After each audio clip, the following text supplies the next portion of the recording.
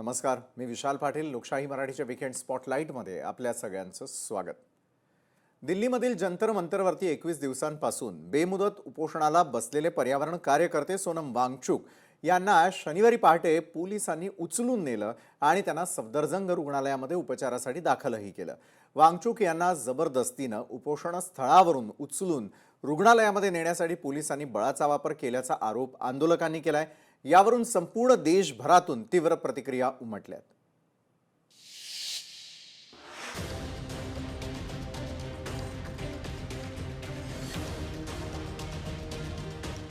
पर्यावरण कार्यकर्ते सोनम वांगचुक यांची तब्येत खालावली. सोनम वांगचुकांच्या आंदोलनाला विरोधकांची तीव्र धार. दिल्लीतील जंतर मंतरवरील आंदोलन चिघळण्याच्या स्थितीत. नीट पेपर फुटी प्रकरणी केंद्रीय शिक्षण मंत्री धर्मेंद्र प्रधान यांनी राजीनामा द्यावा अशी मागणी वांगचुक यांच्यासह कॉकरोच जनता पार्टीचे संस्थापक अभिजित दिपके यांनी लावून धरली आहे. वांगचुक यांची प्रकृती खालावल्याच्या पार्श्वभूमीवर त्यांच्या प्रकृतीची सरकारी डॉक्टरांनी नियमित तपासणी करावी असे निर्देश दिल्ली उच्च न्यायालयानं दिले होते. दरम्यान त्यांना शनिवारी उपोषण स्थळावरून उचलून रुग्णालयात नेण्यात आले. अनेक दिवस उपोषण केल्यामुळे वांगचुक यांना अशक्तपणा आणि शरीरात पाण्याच्या कमतरतेचा त्रास जाणवतोय. त्यांची प्रकृती आता सध्या स्थिर असल्याचं डॉक्टरांनी सांगितले. सोनम वांगचुक रुग्णालयात गेल्यामुळे हे आंदोलन आता थांबणार की काय अशी शंका निर्माण झाली असतानाच आंदोलकांनी या लढ्याला अधिक तीव्र केले. सामाजिक कार्यकर्ते अभिजित दिपके यांनी जंतर मंतरवरच बेमुदत उपोषणाला सुरुवात केली असून वांगचुक यांच्या अनुपस्थित देखील हे आंदोलन पूर्ण ताकदीनं सुरूच ठेवण्याचा निर्धार त्यांनी केलाय. सोनम सर को कहाँ लेकर गए हमें पता नहीं है, लेकिन आज जो भी हुआ है उससे एक चीज तो साफ हो गई, इस देश में डेमोक्रेसी नहीं है. नरेंद्र मोदी एक तानाशाह है. नरेंद्र मोदी एक तानाशाह और दिल्ली पुलिस उसकी गुंडागर्दी को आगे बढ़ाती है. ये देश के लिए नहीं है पुलिस, ये पुलिस सिटीजन्स के लिए नहीं है. नरेंद्र मोदी की तानाशाही का जवाब इस देश की जनता को देना होगा. मैं अपील करता हूँ देश भर के लोगों से, जो ये वीडियो देख रहे हैं, सारे लोग सोनम सर के सपोर्ट में आज शांतिपूर्ण प्रोटेस्ट करें. पूरे देश भर में अपने अपने डिस्ट्रिक्ट्स में अपने एरिया में शांतिपूर्ण प्रोटेस्ट करें. अब हम ये तानाशाही और बर्दाश्त नहीं कर सकते. या प्रकरणावर काँग्रेस नेते राहुल गांधी यांनी प्रतिक्रिया दिली आहे.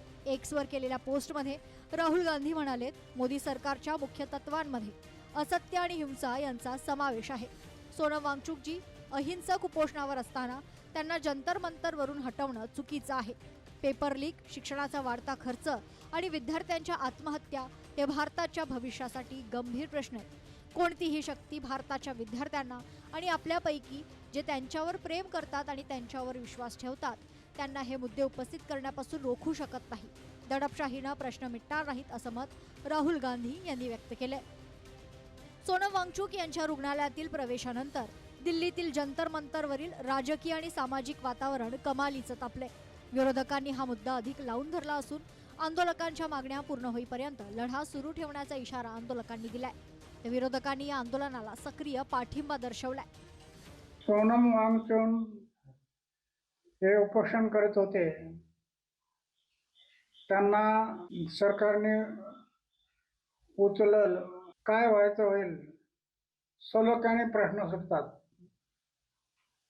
मी अनेक उपोषणं केली, सलोखा कुठच्याही एवढे उपोषणं झाले, पण असं कधी वेळ आली नाही. म्हणून सलोख्याने प्रश्न सुटतात. देशातल्या तरुणांच्या भविष्यासाठी सोनम वांगचुक जे उपोषणाला बसले होते आणि ज्या पद्धतीने सरकार वागतंय, मी प्रभू रामचंद्राला हेच विचारलं की श्रीराम आहे काय झाले. ज्या भाजपनी तुझ्या नावाने मतं मागून सत्ता मिळवली त्या भाच्या अंगात श्रीरामाच्या ऐवजी सैतानाचा आत्मा घुसलाय की काय. मैं मोदी जी से कहना चाहता हूं कि ये बच्चे क्या मांग रहे हैं.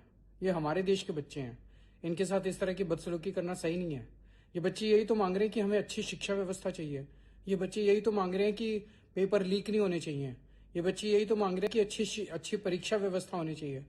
उस पर ध्यान देने की बजाय सरकार का पूरा फोकस इस चीज पे है कि इनके आंदोलन को कैसे फेल किया जाए, इनके आंदोलन को कैसे डिस्क्रेडिट किया जाए, इनके आंदोलन को कैसे अपमानित किया जाए. धक्कादायक आहे खरं. अतिशय म्हणजे शांततेच्या पद्धतीने गेले अनेक दिवस सोनमजी जे आंदोलन करतायत आणि काय मागणी आहे ती काय स्वतःसाठी मागत नाही आहेत. अशा मंत्र्यांना तुम्ही बदला, एवढीच मागणी आहे त्यांची. त्याच्यासाठी जर एखाद्या देशातला आंदोलन एक करत असेल एखादा नागरिक, तर सरकारने त्याला विचारूही नाही. तब्बल 21 दिवस त्या माणसाला उपोषण करायला भाग पाडून त्यांच्याकडे ढुंकूनही न बघता, चर्चा तर दूर की बात, एक व्यक्तीला पाठवलं देखील नाही, इतकं निर्दयी, निष्ठूर, दिशाहीन, त्यांना जन संवेदना नाही असं सरकार, कारण ते सज्जन माणसांचं सरकार नाही. आम्हाला कुणी अडवूच शकत नाही, आम्हाला कुणी प्रश्नच विचारायचे नाही.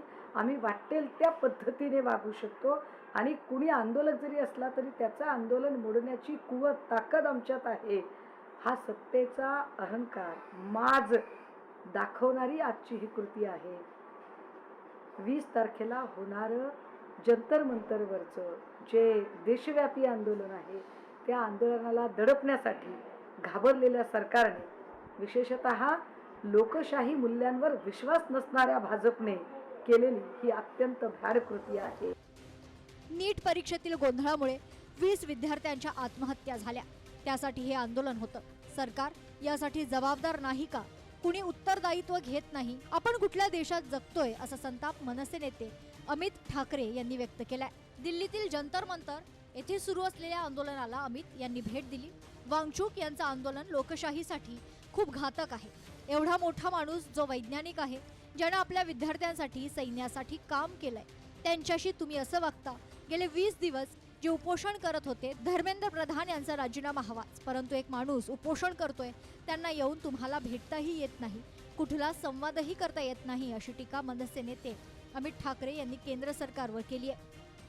लँड झाल्या आम्हाला कळलं की त्यांची प्रकृती बिघडलीमुळे त्यांच्यामुळे त्यांना हॉस्पिटलला न्यायला लागलं. पण जसं आम्हाला व्हिडिओज दिसायला लागले की 4-5 लोकं आली सिव्हिलमध्ये आणि त्यांनी सांगितलं की आम्ही डॉक्टर आहोत, चेकअप करायला आलो आहे. ते काहीतरी सफेद पडदा घेऊन आले, सगळ्या प्रोटेस्टच्या समोर तो पडदा ठेवला आणि त्यांना उचलून घेऊन गेले. त्याच्यामुळे हा आपल्या लोकशाहीसाठी खूप घातक दिवस आहे. वांगचूक यांनी उपोषणाच्या 20व्या दिवशी रात्री एक व्हिडिओ मेसेज जारी केलाय, ज्यामध्ये त्यांनी आपलं सुमारे 20% वजन कमी केल्याचं सांगितलंय. तसेच त्यांच्या स्नायूंवरही परिणाम झाल्याचं त्यांनी नमूद केलं होतं. या व्हिडिओद्वारे वांगचूक यांनी 20 जुलैला नियोजित असलेल्या चलो संसद या रॅलीमध्ये मोठ्या संख्येनं सहभागी होण्याचं आवाहन नागरिकांना केलंय. जर कांद्याच्या दरांबाबत सरकारला जबाबदार धरलं जाऊ शकतं, तर लाखो विद्यार्थ्यांचं भविष्य आणि शिक्षण व्यवस्थेतील कथित अनियमितता यांबाबतही सरकारची जबाबदारी निश्चित केलीच पाहिजे. नीट परीक्षा वादाच्या पार्श्वभूमीवर अनेक विद्यार्थ्यांनी आत्महत्या केल्याचा दावा त्यांनी आपल्या व्हिडिओमध्ये केला आणि या मुद्द्यावर सरकारनं उत्तर दिलंच पाहिजे, असं वांगचूक ठामपणे म्हणाले. जब हम बहुत ही शांतिपूर्ण तरीके से मार्च निकालेंगे संसद तक और हम सब एक साथ चलेंगे और देश के लोकतंत्र के मंदिर में अपने फरियाद सुनाएंगे, अपनी प्रार्थना सुनाएंगे. आप सब चलेंगे हमारे साथ? वादा? तो फिर मैं किसी भी तरह 20 जुलाई तक जिंदा रहूंगा और नहीं आए और 20 जुलाई सफल नहीं रहा तो मैं भूत बन के आऊंगा. रुग्णालय प्रशासनाकडे वांगचूक यांच्या मेडिकल रिपोर्टची मागणी करूनही त्याची कॉपी दिली जात नसल्याचा आरोप गीतांजली अंगमो यांनी केली आहे. तसेच वांगचूक यांच्या आंदोलनावेळी त्यांची तपासणी करणाऱ्या डॉक्टरांनाही आता भेटू दिलं जात नसल्याचा आरोप केला जातोय. सफदरजंग रुग्णालय प्रशासन पारदर्शकता दाखवत नाही असा आरोप गीतांजली अंगमो यांनी केलाय. त्यामुळे वांगचूक यांना तातडीनं डिस्चार्ज द्या, त्यांना आम्ही दुसऱ्या रुग्णालयात घेऊन जातो अशी मागणी गीतांजली अंगमो यांनी केली आहे. वो बिल्कुल ठीक हो जाएंगे और वो यात्रा के लिए रेडी होंगे और ये आंदोलन बाकी के बच्चों ने इंक्लूडिंग अभिजीत ने जारी रखा है और अगर सोनम ना भी ज्वाइन कर सके वो यात्रा को, तो मैं उनको रिप्रेजेंट करते हुए वो यात्रा को लीड करूंगी और वो होगा मंडे को. जो प्लान है वो ऐसा नहीं है कि सोनम को अगर वहाँ से जबरदस्ती ले आए हैं तो वो रोक सकते हैं. सोनम वांगचुक आणि या आंदोलनाशी संबंधित संघटनांची एक प्रमुख मागणी केंद्रीय शिक्षण मंत्री धर्मेंद्र प्रधान यांचा राजीनामाही होती. स्पर्धा परीक्षांमधील कथित अनियमितता आणि प्रश्नपत्रिका फुटण्याच्या घटनांमुळे देशभरातील लाखो विद्यार्थ्यांचा विश्वास डळमळीत झालाय. या आंदोलनाचा पुढील टप्पा म्हणून अभिजित दिपके आता जंतर मंतरवर बेमुदत उपोषणाला बसले असून त्यांनी मागण्या पूर्ण होईपर्यंत लढा सुरू ठेवण्याचा इशारा दिलाय. सोनम वांगचुक यांच्या रुग्णालयातील प्रवेशानंतर दिल्लीतील जंतर मंतरवरील राजकीय आणि सामाजिक वातावरण कमालीचं तापलं असून या आंदोलनाला आता एक नवं आणि तीव्र वळण मिळालंय. ब्युरो रिपोर्ट, लोकशाही मराठी, मुंबई. लोकशाही मराठी ऐका, पहा, जागरूक रहा.